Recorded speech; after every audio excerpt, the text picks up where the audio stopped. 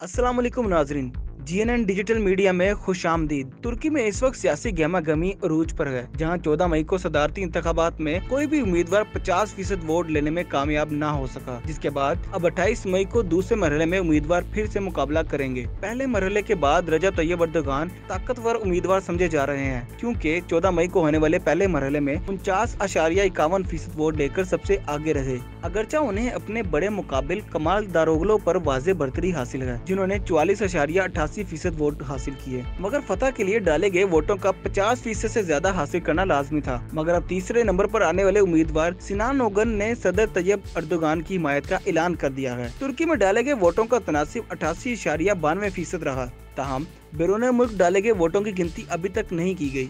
तुर्की में ये इंतखाबात एक ऐसे वक्त में हो रहे हैं जब हाल ही में खौफनाक ज़लज़लों से 50,000 से ज्यादा अफराद जान की बाजी हार गए, लाखों बेघर हुए और मुल्क में महंगाई में होशरुबा इजाफा भी हुआ। कौन सोच सकता था कि एक आम जिंदगी से आगाज करने वाले रजब तैयब अर्दोगान एक दिन बहुत बड़ी सियासी शख्सियत बन जाएंगे। रजब तैयब अर्दोगान 20 साल से तुर्की की क़यादत कर रहे हैं और उन्होंने जदीद तुर्की जमहूरिया के बानी मुस्तफा कमाल अतातुर्क के बाद किसी भी रहनुमा से ज्यादा अपने मुल्क की तश्कील नौ की है। फरवरी 1954 में पैदा होने वाले अर्दोगान के वालिद साहिली मुहाफिज थे। जब रजब तैयब अर्दोगान 13 साल के थे तो उनके वालिद ने अपने 5 बच्चों की बेहतर परवरिश की उम्मीद में इस्तांबुल मुंतकिल होने का फैसला किया। रजब तैयब अर्दोगान ने पैसे कमाने के लिए लीमू पानी और तिलों वाले बेगल्स फरोख्त किए, जिन्हें तुर्की में समेत कहा जाता है। इस्तांबुल की मरमरा यूनिवर्सिटी से मैनेजमेंट में डिग्री हासिल करने से पहले उन्होंने एक इस्लामी स्कूल से तालीम हासिल की। उनकी यूनिवर्सिटी डिग्री अक्सर तनाज़ात का बायस बनी रही। हिज़्ब इख्तिलाफ का दावा है कि उनके पास यूनिवर्सिटी की मुकम्मल डिग्री नहीं बल्कि ये एक कॉलेज डिप्लोमा के बराबर है। रजब अर्दोगान ने हमेशा इस इल्जाम की तरदीद भी की। 1970 और 80 की दहाइयों में वो इस्लाम पसंद हलकों में सरगर्म थे और नजमुद्दीन अरबकान की हामी इस्लामिक वेलफेयर पार्टी में शामिल हुए। जब 1990 की दहाई में पार्टी की मकबूलियत में इजाफा हुआ तो अर्दोगान ने 1994 में इस्तांबुल की मेयर के लिए इंतखाबात में हिस्सा लिया और अगले 4 साल के लिए उस शहर के निजाम को चलाते रहे। उसी साल उन्हें एक कौम परस्त नज़म को अवामी सतह पर पढ़ने पर नस्ली नफरत को भड़काने का मुजरिम करार दिया गया। 4 माह जेल में रहने के बाद वो सियासत में वापस आ गए, लेकिन 1998 में जदीद तुर्क रियासत के सख्त सेकुलर असूलों की खिलाफ वर्जी करने पर उनकी जमात पर पाबंदी लगा दी गई। 2002 में अर्दोगान की पार्टी AKP ने पार्लिमानी इंतखाबात में अक्सरियत हासिल की और अगले साल अर्दोगान को वज़ीर-ए-आज़म मुकर्रर कर दिया गया।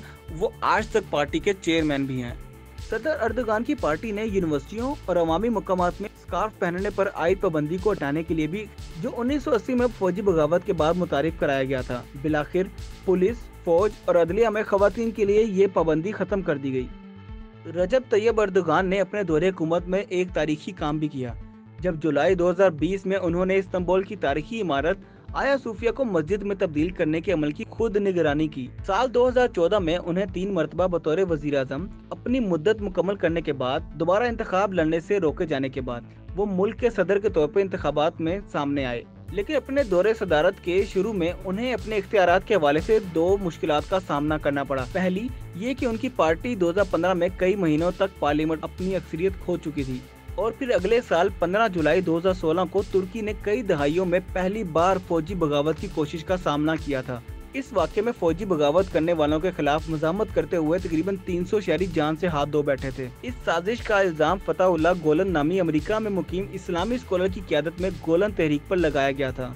बगावत की कोशिश के बाद तकरीबन 1.5 लाख सरकारी मुलाजमिन को बरतरफ किया गया और 50,000 से ज्यादा अफराद को हिरासत में लिया गया, जिनमें से फौजी, सहाफ़ी, वकला, पुलिस अफसरान, माहिरीन तालीम और कुर्द सियासतदान शामिल थे। 2017 में वो बहुत कम फर्क से सदारती रेफरेंस जीते थे, जिसके बाद उन्हें लामहदूद सदारती इख्तियारात हासिल हुए, जिनमें से मुल्क में इमरजेंसी नाफिज करना और आला सरकारी अफसरान की तैनाती समेत कानूनी निज़ाम में मुदाखलत करने का इख्तियार शामिल है। अपने दौरे हुक्मरानी के दौरान सदर अर्दोगान बैनुल-अक़वामी सियासत में भी एक अहम शख्सियत के तौर पर सामने आए। उन्होंने इलाकाई ताकत के तौर पर तुर्की को पेश किया और मजबूत सफारतकारी से यूरोप और दीगर दुनिया के इत्तेहादियों को नाराज किया।